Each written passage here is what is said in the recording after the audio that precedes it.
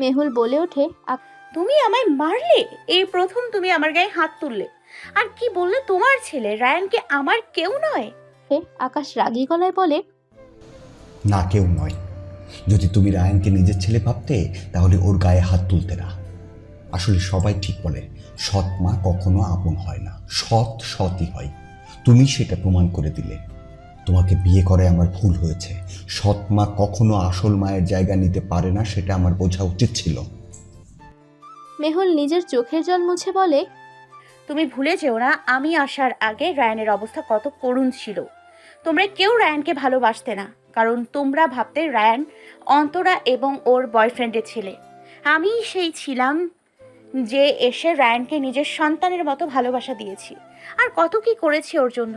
যদি ওকে সৎ ভাবতাম তাহলে এত কিছু করতাম না। হ্যাঁ, এসব বলে আর লাভ নেই, কারণ ওই যে কথায় আছে না, তুমি হাজারটা ভালো কাজ করো, কেউ সেটা মনে রাখবে না, কিন্তু একটা ভুল করো, ব্যাস দেখবে সবাই তোমার আগের সব অবদান ভুলে যাবে। আজ আমি রাগের মাথায় রায়ানকে মারতে গেলাম জন্যই খারাপ হয়ে গেলাম, তাই তো? তুমি একবারও জানতে চেয়েছো আমি রায়ানকে কেন মারতে চেয়েছি? মেহুল রায়ানের রেজাল্ট কার্ড আকাশের হাতে দিয়ে বলে, এই দেখো, এটা রায়ানের রেজাল্ট। আগে ও পড়ালেখায় কত ভালো ছিল, আর এখন? আজ যদি আমি রায়ানের আসল মা হতাম তাহলে তুমি নিশ্চয়ই আমাকে কিছু বলতে না, রায়ানকে শাসন করলেও কিছু হতো না। কিন্তু সৎমা জন্যই, ভালোর জন্য শাসন করলেও সেটা খারাপই মনে হয়। ঠিক আছে, আমি আর রায়ানকে নিয়ে কিছু বলবো না, তোমার ছেলেকে তুমিই সামলাও। এক নিঃশ্বাসে কথাগুলো বলে মেহুল কাঁদতে কাঁদতে ঘর থেকে বেরিয়ে যায়। আকাশ আফসোস করতে থাকে মেহুলের গায়ে হাত তোলার জন্য এবং তার পেছনে ছুটে যায়। রায়ান বলতে থাকে, আমি জানি কেউ আমাকে ভালোবাসে না, আমার কোনো দাম নেই কারো কাছে। মেহুল নিজের ঘরে এসে দরজা বন্ধ করে কান্না করতে থাকে। মায়ান মেহুলকে কান্না করতে দেখে বলে, তুমি দেখো না আম্মু, আমি আর দুষ্টুমি করবো না। মেহুল মায়ানকে আঁকড়ে ধরে কাঁদতে থাকে। আজ মেহুলের মনে হচ্ছে সে এতদিন যাদের আপন ভেবেছে তারা কেউই তাকে আপন ভাবেনি, শুধু নিজের স্বার্থে ব্যবহার করেছে। যাদের সাথে তার আবেগময় সম্পর্ক গড়ে উঠেছিল তাদের সাথে সে শুধু ছিল প্রয়োজনের প্রিয়জন। মেহুল ঘরে বসেছিল, এমন সময় তার কাছে পিহুর ফোন কল আসে। মেহুল ফোনটা রিসিভ করে কান্নায় ভেঙে পড়ে। পিহুকে সব কিছু খুলে বলে। সব শুনে পেহু বলে, তুই কাঁদিস না আপি, আমি আসছি ওখানে। তোর সাথে যা হয়েছে খুব অন্যায়, আমি এর শেষ দেখে ছাড়বো। মেহুল সারা রাত বেলকনিতেই কাটিয়ে দেয়। আকাশও লজ্জা এবং নিজের ওপর রাগ থেকে মেহুলের সাথে কথা বলে না। সকালে উঠে আকাশ অফিসে চলে যায়। যাওয়ার আগে মেহুলকে সরি বলে যায়, কিন্তু মেহুল কোনো রেসপন্স করে না। মেহুল মায়ানকে তৈরি করে নিয়ে স্কুলে পৌঁছে দিয়ে চলে আসে। বাড়িতে এসে সে টিভিতে নিউজ দেখে। আজ অনেক ভারী বৃষ্টিপাত হওয়ার আশঙ্কা আছে। এই নিউজ দেখে মেহুল ভয় পেয়ে যায়, কারণ মায়ানকে স্কুল থেকে আনতে যেতে হবে। তাই মেহুল দ্রুত তৈরি হয়ে ছাতা নিয়ে বেরিয়ে পড়ে। মায়ানকে নিয়ে আসতে হবে। নেবে তখন রায়ানকে দেখতে পায়। মেহুল শুধু একবার রায়ানকে জিজ্ঞেস করে সে তার সাথে আসতে চায় কিনা, কিন্তু রায়ান নিজের তেজ দেখিয়ে বলে, আমি ছোট বাচ্চা নই, আমি একাই যেতে পারবো। গতকালের তিক্ত অভিজ্ঞতার পর মেহুলের আর কিছু বলার ইচ্ছা ছিল না। তাই মেহুল একাই মায়ানকে নিয়ে চলে আসে। রায়ান তার কিছু বন্ধুদের নিয়ে ক্রিকেট খেলা খেলতে মাঠে যায়। মাঠে গিয়ে তারা ক্রিকেট খেলতে শুরু করে। মেহুল বাড়ি ফিরতে ফিরতে মৃদু মৃদু বৃষ্টি পড়তে শুরু করে দিয়েছে। মেহুল ও মায়ান আসার সময় অল্প ভিজে গেছে। মেহুল প্রথমেই মায়ানের গা মুছে দেয়, এরপর নিজের শরীরও মুছে নেয়। এরপর মেহুল সোফায় বসে পড়ে। সে ভাবতে থাকে কিভাবে ধীরে ধীরে তার সাজানো সংসারটা ধ্বংসের দিকে চলে গেল। এসব ভেবেই মেহুল একটা ডায়েরি বের করলো। এরপর সেই ডায়েরিতে লিখতে শুরু করে দিল, আমার জীবন অনেক বৈচিত্র্যময় হয়ে গেছে। জীবনের সবচেয়ে বড় সার্থকতাই বুঝি কারোর অনেক কাছের হওয়া, কারো আপন হওয়া। কিন্তু আমার দুর্ভাগ্য, আমি যাদের আপন ভেবেছি তারা কেউই আমাকে আপন ভাবেনি। এই আফসোস আমার থেকেই যাবে। যেই রায়ানকে নিজের ছেলের মতো মানুষ করেছি তার কাছে আজ আমি সৎমা। যেই আকাশের জন্য আমি এত কিছু করলাম সে পর্যন্ত আমার গায়ে হাত তুলেছে। এসব কিছুর পর আমার নিজেকে সব থেকে বেশি অসহ্য লাগছে। জীবনটাকে অনেক বেশি টক্সিক মনে হচ্ছে। খুব ভালো হতো যদি এই জীবন থেকে মুক্তি পেতাম, কিন্তু আমার নিজের ছেলে, আমার মায়ানের জন্য আমাকে বাঁচতে হবে। আমি চাই মায়ানকে মানুষের মতো মানুষ করতে, ব্যাস। আমার আর কোনো চাওয়া নেই এই জীবনে। ডায়েরির পাতায় এতটুকু লিখেই দীর্ঘশ্বাস নিল মেহুল। তার চোখের কার্নিশে জলও জমেছে অল্প অল্প। প্রকৃতিতে যেমন বর্ষণ চলছে তেমনি তার চোখ দিয়েও গড়িয়ে চলছে জলের ধারা। মেহুল একটু ফ্রেশ হয়ে ব্যালকনিতে গিয়ে দাঁড়াতেই দেখতে পেল বৃষ্টির বেগ বৃদ্ধি পেয়েছে।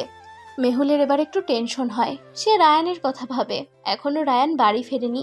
এই বৃষ্টিতে রায়ানের আবার কোনো বিপদ হলো কিনা সেটাই ভাবছিল মেহুল। এমন সময় খুব জোরে বজ্রপাত হলো। মেহুল কেঁপে উঠল। তার মনে পড়ে যায় রায়ান বজ্রপাতে খুব ভয় পায়। মেহুল আর নিজেকে ঠিক রাখতে পারল না। মায়ানকে বিছানায় শুইয়ে দিল আর বলল, তুমি এখানে থাকো, বাইরে যেও না। আমি তোমার ভাইয়াকে নিয়ে আসছি। মায়ান বলল, বাইরে তো অনেক বৃষ্টি হচ্ছে আম্মু, তুমি যাও না। মেহুল মায়ানের মাথায় হাত বুলিয়ে বলে, কোনো চিন্তা করো না, আমি এই যাব আর এই আসবো। তুমি সত্যি আসবে তো? হুম।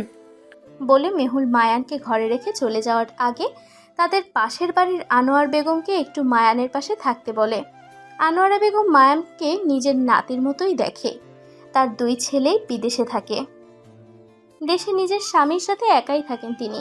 তাই মেহুল যখন আবেদন করে তখন তিনি জানান তিনি থাকবেন।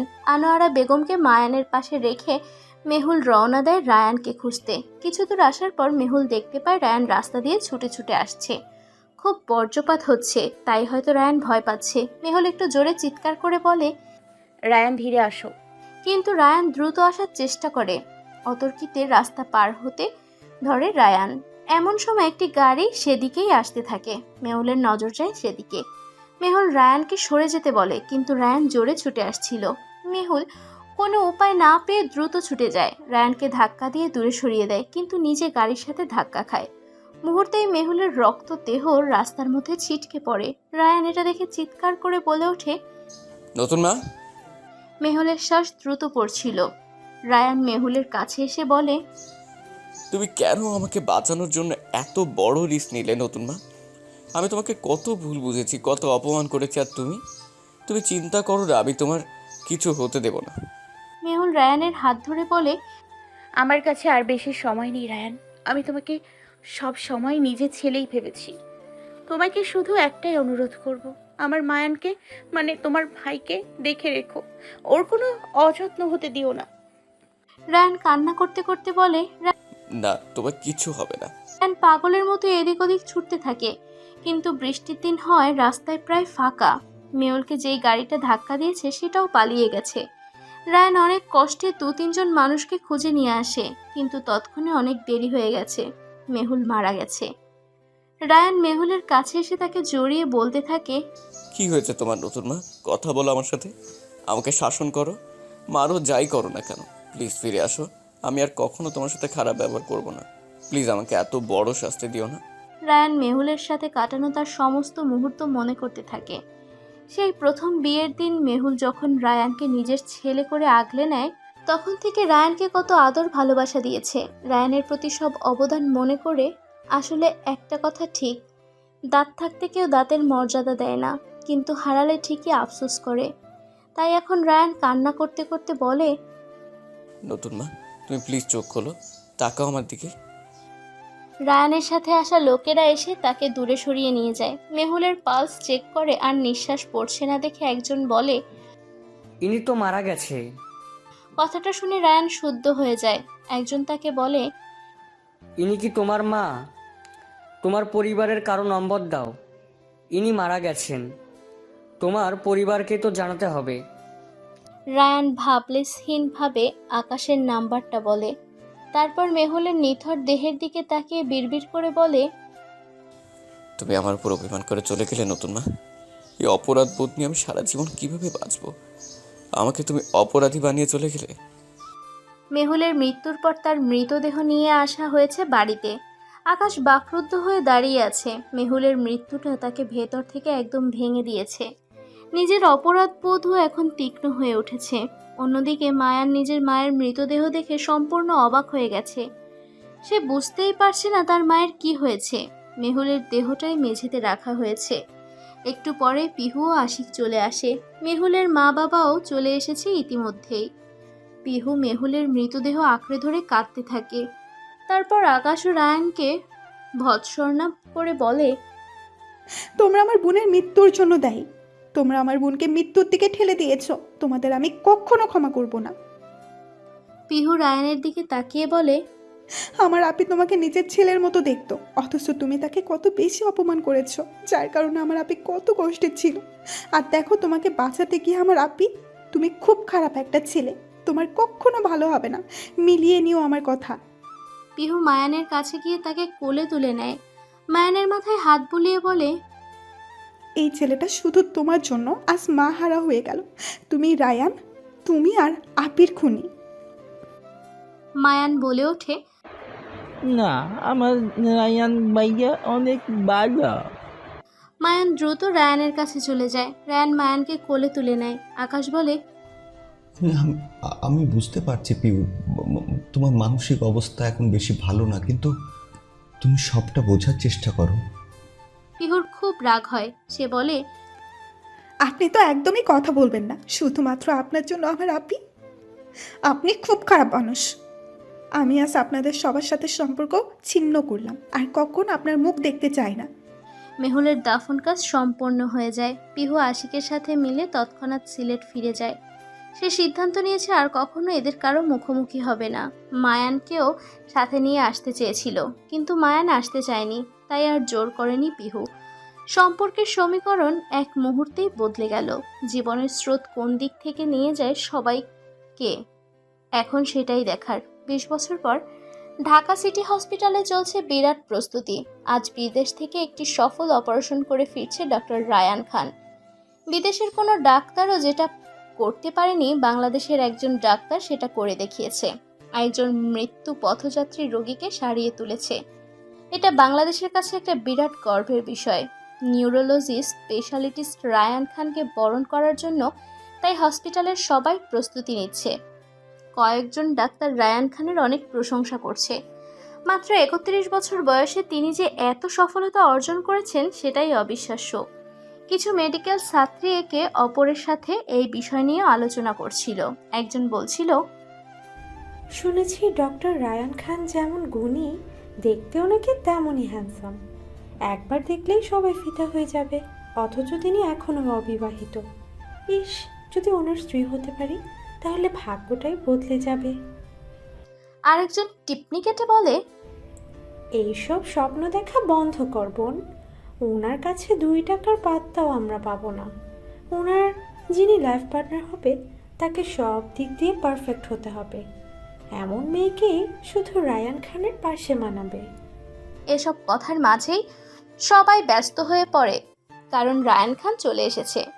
একটি কালো কালারের দামি গাড়ি থেকে নামেন রায়ান খান। গাড়ি থেকে নেমে খুব সুন্দর একটি হাসি উপহার দেন। তার এই হাসি দেখে যে কেউ মুগ্ধ হয়ে যাবে। তারপর তিনি সামনের দিকে অগ্রসর হন।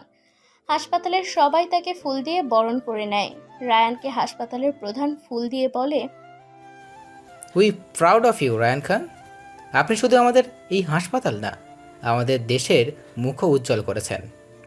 রায়ান মুচকি হেসে ফুলটা হাতে নিয়ে বলে, এটা আমার ডিউটি ছিল স্যার, আর নিজের ডিউটি ফুলফিল করতে পেরে আমি নিজেকে ধন্য মনে করছি। বিদেশে তো অনেক ভালো ভালো হসপিটাল আপনাকে অফার করেছিল, তাহলে আপনি সেসব অগ্রাহ্য করে এইখানে কেন ফিরে এলেন? আমি নিজের দেশেই থাকতে চাই, বিদেশে থাকার ইচ্ছে আমার নেই। সবাই মুগ্ধ হয়ে যায় ডাক্তার রায়ান খানের এমন উত্তর শুনে। রায়ান এরপর হাসপাতালে প্রবেশ করে, নিজের কেবিনে গিয়ে বসে। রায়ানের কেবিনে মেহুলের সাথে তার ছোটবেলার একটি ছবি বাঁধানো আছে। রায়ান সেই ছবিটা দেখে বলে, আজ তুমি বেঁচে থাকলে আমার এই সাফল্য দেখে অনেক খুশি হতে নতুন মা। আমি তোমার সব কথা রেখেছি, মায়ানকে আগলে রেখেছি সব সময়। এখনও অনেক বড় বিজনেসম্যান। আমার নানা আমার নামে যেসব সম্পত্তি রেখে গিয়েছিল সব আমি মায়ানকে দিয়ে দিয়েছি। এখন সে সব কিছু একা হাতে সামলাচ্ছে, অনেক গ্রোথও করেছে। আমি জানি তুমি যেখানেই থাকো না কেন আমাদের এই উন্নতি দেখে তুমি অনেক খুশি হবে নতুন মা। বিশাল একটি অফিসের মধ্যে নিজের কেবিনে বসে আছে মায়ান। থাই গ্লাসের দিকে তাকিয়ে কারো অপেক্ষা করছে। একটু পরে কেবিনের বাইরে থেকে একজন এসে বলে, may I come in sir? Mayan দরজার দিকে না তাকিয়েই বলে, ইয়াস কাম। মায়ানের সেক্রেটারি আজিজ তার কেবিনে প্রবেশ করে। টেবিলে কিছু ফাইল রেখে বলে, স্যার, এখানে আমাদের কোম্পানির গ্যাজেট এবং কিছু প্রজেক্টের ফাইল আছে, আপনি একটু দেখে নিন। রকিং চেয়ার ঘুরিয়ে নিজের সেক্রেটারির দিকে তাকায় মায়ান। তারপর একটা ফাইল হাতে নিয়ে বলে, এইসব কিছু তো ঠিকই আছে, কিন্তু তোমাকে যে ব্যাপারটা দেখে আসতে বলেছিলাম সেটা কি দেখেছো? সেক্রেটারি মাথা চুলকে বলে। কোন ব্যাপার স্যার? মায়ানের হুঙ্কার দিয়ে বলে, আজকাল কি কিছু মনে থাকে না তোমার? বেশি করে হরলিক্স খাও, না হলে মাথা ডাক্তার দেখাও। সেক্রেটারি বলে, তাই কত হবে স্যার? Shut up rascal! তোমাকে আমি উত্তরার আবাসন প্রজেক্ট নিয়ে যে প্রবলেম তৈরি হয়েছে তার সলিউশন করতে বলেছিলাম। ও হ্যাঁ, তাই তো, আমি ভুলে গিয়েছিলাম। যাই হোক, আপনি টেনশন করবেন না, এসব সামান্য ব্যাপারে আমাদের কোম্পানির কোনো লস হবে না। মায়ান তীক্ষ্ণ দৃষ্টিতে তাকিয়ে বলে, ছোট ছোট বালুকণা, বিন্দু বিন্দু জল গড়ে তোলে মহাদেশ সাগর অতল। সেক্রেটারি আজিজ পুনরায় মাথা চুলকে বলে। ঠিক বুঝলাম না স্যার। মায়ান রাগে টেবিলে জোরে শব্দ করে বলে, রাবিশ! ছোটবেলায় কি সারমর্ম সারাংশ কিছু পড়নি? না স্যার, আমি তো ইংলিশ মিডিয়ামে স্কুলে পড়েছি। ডিসকাস্টিং! এই জন্যই কিছু জানো না। আমার কথার মানে হলো কোনো কিছুকে হালকাভাবে নিতে নেই। এসব ছোট সমস্যা থেকেই বড় সমস্যা তৈরি হয়, তাই যত দ্রুত সম্ভব এই সমস্যার সমাধান করো। ওকে স্যার, আপনি কোনো টেনশন করবেন না, আমি ব্যাপারটা দেখছি, এটা সলিউশন করেই ছাড়বো। গুড! এখন যাও আর আমার জন্য 1 কাপ ব্ল্যাক কফি পাঠিয়ে দাও, আমার খুব মাথা ব্যথা করছে। সেক্রেটারি আজিজ রুম থেকে বেরিয়ে যায়। মায়ান ফোনের দিকে তাকায়। আজকের তারিখ দেখে চমকে যায়, উত্তেজিত হয়ে বলে, ড্যাম ইট! আজকে তো 15 তারিখ। রায়ান ভাইয়ার তো আজকে দেশে ফেরার কথা। ওহ গড, আমি তো ভুলেই গেছিলাম। রায়ান ভাইয়া কত বড় একটা সাকসেস অর্জন করে দেশে ফিরছে, তার জন্য বড় কোনো ইভেন্ট অ্যারেঞ্জমেন্ট করা দরকার। একটু পর সেক্রেটারি আজিজ ব্ল্যাক কফি নিয়ে আসে। মায়ান ব্ল্যাক কফি হাতে নিয়ে বলে, শোন আজিজ, তোমাকে একটা কাজ করতে হবে। ইয়েস স্যার, বলুন কী করতে হবে, আমি করব। ডেকোরেটরের লোকদের সাথে কথা বলো, আজ আমাদের বাড়িতে পার্টির অ্যারেঞ্জমেন্ট করতে হবে। পার্টি কেন স্যার? আরে ইডিয়েট, মনে নেই আমার রায়ান ভাইয়া আজ দেশে ফিরছে? কত বড় একটা অপারেশন সাকসেস করে ফিরে এসেছে, তাকে তো ভালোভাবে ওয়েলকাম জানাতে হবে নাকি? ও হ্যাঁ, তাই তো, আপনি কোনো টেনশন করবেন না, পার্টির সব অ্যারেঞ্জমেন্ট হয়ে যাবে। আমি শহরের বেস্ট ডেকোরেটরদের সাথে কথা বলবো। মায়ান স্বস্তি পায় এবং কফির কাপে চুমুক দেয়। প্রমি ছুটছে তো ছুটছেই, এতে অবশ্যই অবাক হওয়ার কিছু নেই। একজন সাংবাদিক হওয়ার দরুন এটাই তার কাজ। একজন নিউজ রিপোর্টার হিসেবে কাজ করে সে। আগে এন্টারটেইনমেন্ট রিপোর্টার ছিল, এখন জীবনটা অনেক সুন্দর ছিল। বিভিন্ন সেলিব্রিটির ইন্টারভিউ নিত আর গসিপ তৈরি করত, কিন্তু তারপর না জানি তার মাথায় কোন পোকায় কামড় দিল, সে নিউজ রিপোর্টার হয়ে গেল। এখন সারাদিন নিউজের পেছনে ছুটতে থাকে, সাথে থাকে ক্যামেরাম্যান রাজীব। প্রমি ক্লান্ত শরীর নিয়ে রাজীবকে জিজ্ঞেস করে, এবার আমাদের কোথায় যেতে হবে? রাজীব বলে, কেন ম্যাম, আপনার মনে নেই উত্তরা আবাসন প্রজেক্ট নিয়ে যেই দুর্নীতি হয়েছে, আমাদের সেই বিষয়ে নিউজ করতে হবে। প্রমি বলে ওঠে, ও হ্যাঁ, মনে পড়েছে। উত্তরের ঘটনাটা যেন কি? ম্যাম, ভুলে গেছেন আপনি? উত্তরার আবাসন প্রজেক্টের নামে কিছু মানুষের কাছে টাকা নেয়, আর এমন কোম্পানি তাদের সামনে কিছু ফ্ল্যাট দেওয়ার নাম করে টাকা নেয়, কিন্তু টাকা নেওয়ার পর তাদের আর ফ্ল্যাট ভাড়া দেওয়া হয় না, অন্য মানুষদের কাছে ফ্ল্যাট দিয়ে দেওয়া হয়। পরিবর্তিতে এই নিয়ে ঝামেলা হয় এবং যারা টাকা দিয়েছিল তারা টাকা ফেরত চায়, কিন্তু তাদের আর টাকা ফেরত দেওয়া হয় না। এই নিয়ে মূলত ঝামেলার সূত্রপাত হয়েছে। এই বিষয়টা নিয়ে এখন আমাদেরকে নিউজ করতে হবে। প্রমি সব কথা মনোযোগ সহকারে শোনে। একটু পরেই তার ফোন বেজে ওঠে। প্রমি ফোনটা হাতে নিয়ে দেখে তার মা পিহু ফোন করেছে। ফোনটা রিসিভ করা মাত্রই পিহু বলে ওঠে, কিরে, কখন থেকে ফোন করছি, ধরছিস না কেন? প্রমি খেয়াল করে দেখে 5টা মিসড কল। সে দাঁত দিয়ে জিভে কামড় দিয়ে বলে, একটু ব্যস্ত ছিলাম তো, তাই খেয়াল করিনি। পিহু হতাশার গলায় বলে, তোর এই ব্যস্ততা আর শেষ হবে না, সারাদিন সাংবাদিকতা নিয়েই থাক। আর এদিকে বিয়ের বয়স 12 হয়ে যাচ্ছে, সেদিকে খেয়াল আছে? প্রমি বলে, মাত্র তো 24 বছর, এ আর এমন কি? পিহু তখন বলে, আমি এত কথা শুনতে চাই না। তোর ফোনে কয়েকটা ছেলের ছবি পাঠাচ্ছি, তুই দেখে নে। যে ছেলেটাকে ভালো লাগবে আমায় বলবি, তার সাথে এবার তোর বিয়ে দিয়ে আমার শান্তি। প্রমি মনে মনে বলে, উফ, মা দেখছি আমার বিয়ে না দিয়ে শান্তি পাবে না। আমি তো বিয়ে করতে চাই না, এসব আমার অসহ্য লাগে। মাকে কে বোঝাবে সেটা? কিন্তু ফোনে বলে, আচ্ছা ঠিক আছে, আমি দেখে তোমাকে জানাবো। এখন ফোন রাখছি, বাই। এই ফোন রাখতেই পিহু বলে, জানি, আমিও একদম শুনবো না বলে তো দিল, দেখবে, কিন্তু ও যে বিয়ে করতে চায় না সেটা আমিও জানি। পাশ থেকে আশিক বলে, যখন তুমি জানো ও বিয়ে করতে চায় না তাহলে জোর কেন করো?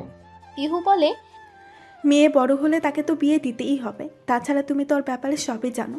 প্রমি আমাদের নিজের সন্তান নয়। আমার যখন সিঁড়ি থেকে পড়ে গিয়ে পেটের বাচ্চাটা নষ্ট হয়ে যায় তখন ডাক্তার বলে দিয়েছিল আমি আর কোনোদিনও মা হতে পারবো না। সেই সময় আমি কতটা কষ্টে ছিলাম। সেই মুহূর্তে তুমি অনাথ আশ্রম থেকে প্রমিকে দত্তক করে নিয়ে আসো। ছোট ফুটফুটে 4 বছরের একটা বাচ্চা। আমরা ওকে নিজের মেয়ের মতোই মানুষ করেছি। কখনো এটা বুঝতেই দিইনি যে ও আমাদের মেয়ে নয়, ও আমাদেরকে নিজের আসল মা বাবা ভাবে। আমরা আর কতদিন বাঁচবো বলো? আমাদের কিছু হয়ে গেলে ওকে কে দেখবে? তুমি এত চিন্তা করো না পিহু, দেখবে সব ঠিক হবে। সঠিক সময় এলেই ওর বিয়ে হবে। এরপর আশিক বলে, আমি তোমাকে একটা কথা বলতে চাই। হ্যাঁ বলো। আমরা কি আকাশ ভাইয়ের সাথে এই ব্যাপারে কথা না বলাই ভালো। আর কতদিন রাগ করে থাকবে তুমি?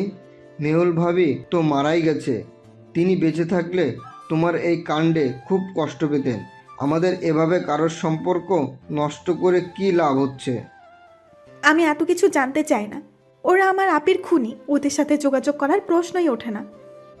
তোমার মেহুল আপুর ছেলেও তো আছে এখানে। ওর সাথে কোনো একদিন যদি ভাগ্যক্রমে দেখাও হয় তো ভালো, কিন্তু আমি কারোর সাথে যোগাযোগ করব না, এটাই আমার ফাইনাল ডিসিশন। কথাটা বলেই পিহু ঘরের দিকে অগ্রসর হয়। আশিক সেদিকেই তাকিয়ে বলে, এতদিন পরে তোমার রাগ ওষের উপর থেকে একটু কমলো না? তোমার জন্য আমি নিজের ভাই আর ভাতিজির সাথে দেখা করতে পারলাম না, কারণ তুমি বলেছ ওদের সাথে দেখা করলে তুমি আমার সাথে সম্পর্ক রাখবে না। জানি না তোমার এই রাগ কখন কমবে। রায়ান বাড়িতে আসতেই চমকে গেল। তার জন্য যে এত বড় সারপ্রাইজের আয়োজন করা হয়েছে সেটা তার ধারণার মধ্যে ছিল না। মায়ান রায়ানকে দেখা মাত্রই দৌড়ে এসে তাকে জড়িয়ে ধরে বলে, ওয়েলকাম ব্রো, তোর জন্য এসব কিছুর আয়োজন করেছি আমি, দেখ তো তোর কেমন লাগে। রায়ান চারিদিকে চোখ বুলিয়ে বলে, বাহ, খুব সুন্দর অ্যারেঞ্জমেন্ট। এতদিন পর বাড়িতে এসে যে এরকম সারপ্রাইজ পাবো ভাবতে পারিনি। Thanks a lot Mayan. By the way, আব্বু কোথায়?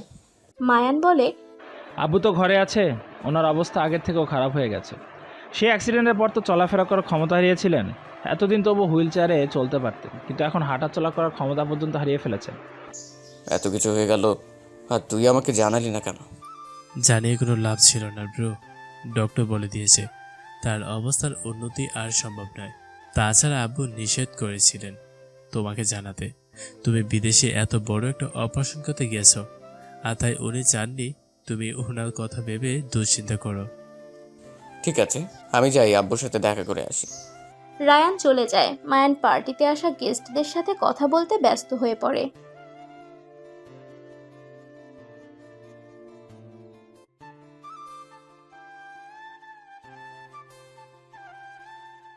তুমি চিন্তা করো না আব্বু, দেখবার সব ঠিক হয়ে যাবে। আকাশ বলে, এখন শুধু আমি নিজের মৃত্যুর অপেক্ষায় আছি। মেহুলের কাছে যে ক্ষমা চাওয়া বাকি আছে আমার, মরে গিয়ে ওর কাছে যাব আর ওর কাছে ক্ষমা চেয়ে নেব, তাহলেই কেবল আমার শান্তি পাবো, তার আগে নয়। রায়ান কিছু বলে না, শুধু চোখ বন্ধ করে মেহুলের কথাই ভাবতে থাকে। তারও যে ক্ষমা চাওয়া বাকি ছিল। মায়ান পার্টিটাই সেলিব্রেট করছিল। এমন সময় মায়ানের সেক্রেটারি আজিজ এসে বলে, সর্বনাশ হয়ে গেছে স্যার, অনেক বড় একটা ব্লাডি হয়ে গেছে। মায়ান সবেমাত্র জুস খেতে ধরছিল। এমন সময় আজিজের কথা শুনে তার হাত থেকে জুস পড়ে যায়। মায়ান রাগী চোখে আজিজের দিকে তাকিয়ে বলে, তুমি আসার আর সময় পেলে না ইডিয়েট, তোমার জন্য আমার জুসই পড়ে গেল। আজিজ ভয়ার্ত গলায় বলে, সরি স্যার, বাট কথাটা খুব আর্জেন্ট। যা বলার তাড়াতাড়ি বলো। উত্তরা আবাসন প্রজেক্ট নিয়ে নামে একটি নিউজ চ্যানেল নিউজ বেরিয়ে গেছে। এর বাজে ভরাক পড়েছে তাদের আমাদের কোম্পানিতে। ইতিমধ্যে শেয়ার বাজারে আমাদের রেট পড়তে শুরু করে দিয়েছে। অনেক ক্লায়েন্ট তো মিটিং এবং চুক্তি বাতিল করে দিয়েছে। আজিজের কথা শুনে মায়ান রাগী গলায় বলে, ড্যাম ইট, তোমাকে আগেই বলেছিলাম আমি ব্যাপারটা দেখার জন্য, তুমি তো তখন বললে সব দেখে নিবে। এই তার নমুনা, এর জন্যই বলেছিলাম হালকাভাবে না নিতে। এখন আমি কিচ্ছু শুনতে চাই না, প্রবলেমটা একটা স্থায়ী সমাধান করে নাও, না হলে তোমাকে আমি। আজিজ বলে, আচ্ছা স্যার, আমি দেখছি।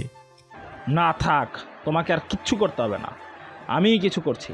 তোমার উপর ভরসা করে থাকলে আমার কোম্পানি ডুবে যাবে। ইডিয়েট কোথাকার। প্রমি আজ খুব খুশি। তার নিউজটা নিয়ে প্রচুর পরিমাণে আলোচনা হচ্ছে। এই নিউজটা করে রাতারাতি ভাইরাল হয়ে গেছে প্রমি। আনন্দে গা ভাসাচ্ছে সে। প্রমির এই আনন্দ আর বেশিক্ষণ টিকলো না, কারণ তার বস তাকে ডেকে পাঠালো। প্রমি যেতেই তিনি বললেন, তুমি এসব ফালতু নিউজ করেছো। তোমার এসব ফেক নিউজের জন্য আমাদের নিউজ চ্যানেলের নাম খারাপ হচ্ছে। প্রমি বলে, আমি কি ফালতু নিউজ করলাম স্যার? নিউজটা তো একদম সঠিক। প্রমির বস বলে, তাই তাহলে নিজের ফোনটা বের করে লাস্টেস্ট ব্রেকিং নিউজটা দেখ। প্রমি ফোন বের করে নিউজ চ্যানেল 2 মারতেই তার মাথায় হাত উঠে যায়। এটা কি দেখছে সে? RM কোম্পানি নাকি কোনো জালিয়াতি করেনি, বরং তাদের বিরুদ্ধে মিথ্যা গুজব রটানো হয়েছিল। যারা বলেছিল তারা টাকা দিয়ে ফ্ল্যাট দেয়নি, তারা তো টাকা দেয়নি, স্ক্যাম করা হয়েছে। প্রমির বস তাকে বলে, তোমাকে ফায়ার করা ছাড়া আমার আর কোনো উপায় নেই, না হলে মায়ান খান আমাদের নিউজ চ্যানেল বন্ধ করে দেবেন। প্রমি অনুরোধ করে বলেন, না স্যার, প্লিজ এমন করবেন না। আপনি তো জানেন আমি কাজের প্রতি কতটা সিরিয়াস। এই একটা ভুলের জন্য এত বড় শাস্তি দেবেন না। প্রমির বস বলে, আমার এসবের কিছু করার নেই। তুমি মায়ান খানের কাছে যাও, উনি যদি তোমাকে ক্ষমা করে দেয় তাহলে তোমাকে চাকরিটা বেঁচে যাবে। প্রমি বলে, আমি দেখছি কিছু করা যায় কিনা। প্রমির ক্যামেরাম্যান রাজীবকে সাথে নিয়ে যায় মায়ান খানের সাথে দেখা করতে তার অফিসে। 2 ঘন্টা টানা 2 ঘন্টা বসিয়ে রাখার পর প্রমির সাথে দেখা করে মায়ান খান। প্রমির মেজাজ তো পুরো বিগড়ে যায়, কিন্তু নিজের চাকরিটা বাঁচানোর জন্য কিছু বলতে পারে না। বর্তমানে মায়ানের মুখোমুখি বসে আছে প্রমি, কিন্তু প্রমির অস্তিত্ব যেন টেরই পাচ্ছে না মায়ান। সামনে ফোনে কারোর সাথে কথা বলে যাচ্ছে। প্রমি আর থাকতে না পেরে বলে দেয়, আমি কিছু জরুরি কথা বলতে চাই, একটু শুনুন প্লিজ। মায়ান কল রেখে বলে, যা বলার তাড়াতাড়ি বলুন। প্রমি বলে, I am very very sorry. কোনো কিছু বিচার না করে আপনার কোম্পানির অ্যাগেইনস্টে এমন নিউজ করা আমার উচিত হয়নি। আমাকে প্লিজ ক্ষমা করে দিন। আচ্ছা, করে দিলাম ক্ষমা, নাও গো। প্রমি খুশিতে উচ্ছ্বসিত হয়ে বলে, সত্যি আপনি আমাকে ক্ষমা করে দিয়েছেন? তাহলে আমি এখন নিজের আবার নিউজ রিপোর্টার হিসেবে কাজ করতে পাবো? মায়ান বাঁকা হেসে বলে, আপনি ক্ষমা চেয়েছেন, আমি ক্ষমা করে দিয়েছি, এখন বাকি কিছু আমি জানি না। নয়, হ্যাঁ, প্লিজ গো নাও, আমাকে একটা জরুরি মিটিং অ্যাটেন্ড করতে হবে। প্রমি অনুনয় সুরে বলে, প্লিজ আমাকে একটা সুযোগ দিন। আমি জানি আমি ভুল করেছি, কিন্তু তাই বলে জবলেস হতে পারবো না। মায়ান কোনো কিছু না বলে চলে যায়। যাওয়ার আগে প্রমির দিকে তাকিয়ে মনে মনে বলে, আপনি সাপের লেজে পা দিয়েছেন মিস প্রমি, ছবল তো আপনাকে খেতেই হবে। মায়ান চলে যেতেই প্রমি মন খারাপ করে বাইরে চলে আসে। রাজীব প্রমির চুপসে যাওয়া মুখ দেখেই কিছুটা আন্দাজ করতে পারে কি হয়েছে ভেতরে। রাজীব প্রমির কাছে এসে বলে, ম্যাম, আপনি ভেঙে পড়বেন না। আলমাস হাতে এখনও একটা উপায় আছে। কি উপায় রাজীব? শুনেছি রায়ান খানের একজন বড় ভাই আছেন, ডাক্তার রায়ান খান। মায়ান খান নাকি তার বড় ভাইকে অনেক মান্য করে। আমরা যদি কোনোভাবে ওনার বড় ভাইয়ের সাথে কথা বলে ব্যাপারটা ম্যানেজ করতে পারি তাহলে কেমন হয়? প্রমি ভেবে বলে, আচ্ছা ঠিক আছে, চলো একবার শেষ চেষ্টা করে দেখি। প্রমি অনেকক্ষণ থেকে হাসপাতালে এসে বসে আছে, উদ্দেশ্য রায়ানের সাথে দেখা করা, কিন্তু রায়ান একটার পর একটা রোগী দেখতে ব্যস্ত। মূলত সেই কারণেই প্রমির সাথে এখনো দেখা হয়নি তার। প্রমি অপেক্ষা করতে করতে অনেক বেশি বিরক্ত হয়ে যাচ্ছিল, কিন্তু এখন অপেক্ষা করা ছাড়া আর কিছু করার নেই। বিধায় সে চুপ করে ধৈর্য ধরে বসে থাকার চেষ্টা করে। একটু পরেই ডাক্তার রায়ান তার সামনে এসে বসে। মূলত তার কেবিনেই বসেছিল প্রমি। রায়ান রোগীর সাথে দেখা করে নিজের কেবিনেই এসে প্রমির দেখা পায়। প্রমিকে দেখেই থমকে যায় রায়ান, প্রমিও রায়ানকে দেখে থমকে যায়।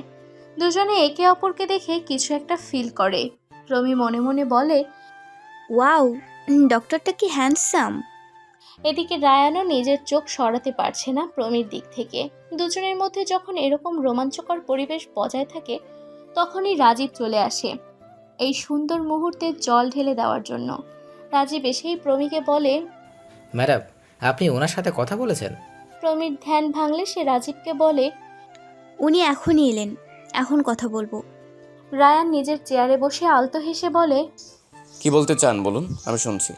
এরপর আবার আর একটা পেশেন্টকে দেখতে যেতে হবে। প্রমি বলা শুরু করে,